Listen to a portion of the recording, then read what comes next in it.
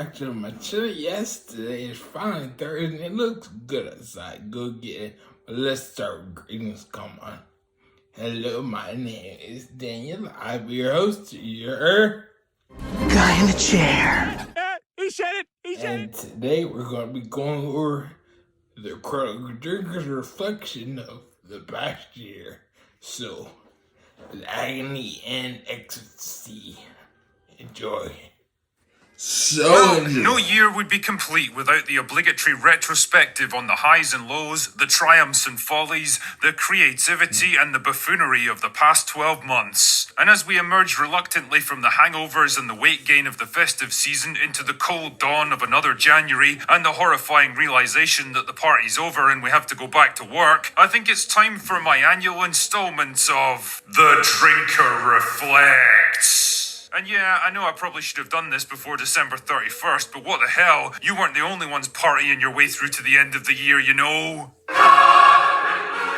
Anyway, 2023 really was a year of discontent in the world of Hollywood, marked by months of strike action that blighted the summer movie season, and a series of high-profile failures and flops that got so bad they even spawned a new term, the Flopbuster. Indiana Jones 5, The Marvels, The Haunted Mansion, Fast 10, Ant-Man 3, Mission Impossible Dead Reckoning, Wish, and Elemental all failed to take off at the box office. Some of these failures were entirely predictable, of course. I mean, you didn't have to be a box office analyst to realize that Indy 5 was never going to make back its enormous budget, because who the hell really wanted to see an 80-year-old Harrison Ford getting dragged around by an insufferable, strong female character? And as for The Marvels, its monumental failure at the box office was a complete vindication for everyone who dared to suggest that building a movie around an invincible, unstoppable plank of wood wasn't a winning strategy. Other flops, however, were a bit more perplexing, like Mission Impossible, which had been on a high since the previous entry in the franchise, and Tom Cruise himself, who was going through a major career resurgence after Top Gun Maverick.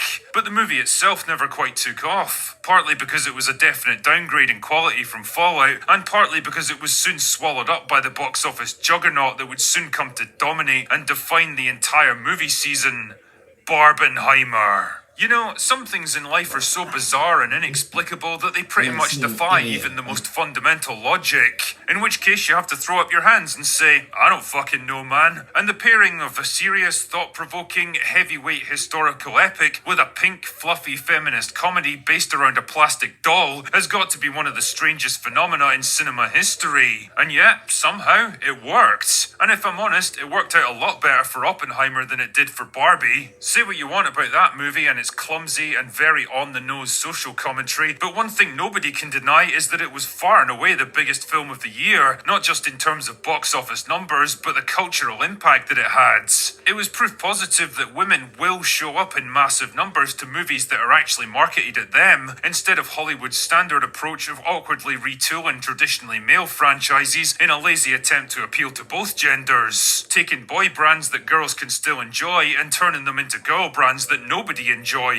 And yes, I'm looking at you, Star Wars. As South Park so famously observed, put a ticket in, make your name a gay! Movies as big and influential as Barbie tend to provoke a real reaction from Hollywood, and it's going to be interesting to see what lessons they actually learn from its success. It could be that they finally realize men and women tend to have different interests, and trying to appeal to both usually ends up satisfying neither. On the other hand, they might just as easily conclude that girl power equals more money, and produce a slew of Barbie clones all pushing the same heavy-handed messaging. Speaking of the message, there were a few failures so hilarious and pathetic that really all you could do was point and laugh at them. Like Velma, a show predicated on hating everyone who happened to be straight, white or male, and turned out to be one of the most despised shows on TV, providing ample ammunition for the argument that women know as much about being funny as I know about dry January. On the other hand, Queen Cleopatra turned out to be one of the most unintentionally hilarious projects in years, trying and failing to convince the world that Cleopatra was actually a black woman based on, The filmmakers really wanting it to be true, I guess. Because when you really believe in something, why let verified historical reality get in your way? It was roundly shit on by just about everyone, and even got the filmmakers sued by the entire country of Egypt. Really, fails don't come much bigger than that. Except perhaps Rachel Zegler, who managed to single-handedly torpedo her $200 million reboot of Snow White and the Seven Dwarfs with a series of obnoxious interviews that provoked such apocalyptic backlash that the film had to be delayed for over a year of extensive reshoots as the studio struggled to do damage control. Somehow, I don't think she has a glittering career ahead of her. It's Hollywood, baby. I said before that 2023 was a year of surprises, and not all of them were negative. In fact, we actually got some pretty cool stuff this year that gives me some measure of hope for the future. Sound of Freedom, for example, came out of nowhere after sitting on a shelf at Disney for half a decade, building on word of mouth and a groundswell of support to take in $250 million against a minuscule budget. Sisu proved that low-budget action movies definitely still have a place at the global box office, and became one of the most enjoyable films of the year for me. One Piece, on the other hand, showed that Netflix adaptations of popular mangas don't have to be disastrous failures, provided you get the right people working on it. Dungeons & Dragons turned out way better than I expected, a good-natured and charmingly fun adaptation of the source material that entertained but didn't quite find the audience that I think it deserved. And the final season of Picard somehow redeemed one of the most depressingly terrible shows in Star Trek history, allowing the next generation to go out on one final adventure and then bow out in style. But the king of this positivity hill has got to be Godzilla Minus One, which snuck in at the tail end of the year and blew us all away with how gripping, exciting and accessible it turned out to be. A movie with more heart, more interesting characters and more compelling action in its 2-hour runtime than almost anything shot out by Hollywood in the entire year. Proof, if you need it, that if your own studios refuse to give audiences what they want, they'll find entertainment somewhere else. But if there's anything else that 2023 will be remembered for, it's the year that saw the implosion of the superhero genre, which finally collapsed under the weight of bloated budgets, plummeting quality and overextended universes. Out of the 8 major superhero movies to come out in 2023, 6 of them were absolute flops, 1 was a marginal victory at best that was impossible to capitalise on, and only 1 could be considered a true box office success relative to its budget. And that was a fucking animated movie of all things. The company which has fallen the furthest is without a doubt Marvel, who'd been struggling to keep their momentum going for years, and a series of meandering movies with no overarching storyline, combined with bland TV shows that soon felt more like homework than entertainment, not to mention their increasing focus on the message, gradually alienated their once loyal fan base. The warning signs were there ever since Avengers Endgame, but 2023 was the year when it finally became impossible to ignore. Ant-Man 3 massively underperformed at the start of the year, while the Marvels became the biggest box office flop of the entire year. Only Guardians 3 achieved some level of success, and even that was muted compared to the previous film in the series. Even the mainstream media, usually so loyal to the Marvel brand, couldn't resist the smell of blood in the water any longer, and finally began reporting on the self-destruction of one of the biggest entertainment franchises in history. And if they acknowledge that there's a problem, then you know it's fucking bad.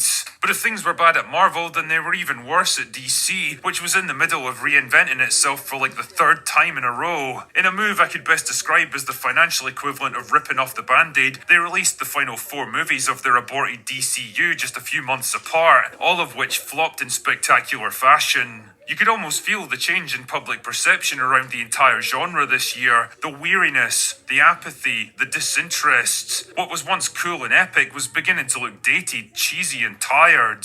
The unavoidable conclusion is that people are kind of over the superhero genre now. Yeah, declining quality and market saturation definitely hasn't helped, but really all it did was speed up the inevitable onset of superhero fatigue. If you remember the early Spider-Man and X-Men movies of the 2000s, we've been subjected to almost constant superhero films for more than 20 years now. A whole generation of film fans have been raised on this stuff, and maybe that's the real problem here. They've grown out of it. The same wide-eyed kids who cheered on Iron Man and Captain America 10 years ago are well into their 20s now and perhaps looking to move on to something a bit more challenging, mature and complex, like Teletubbies.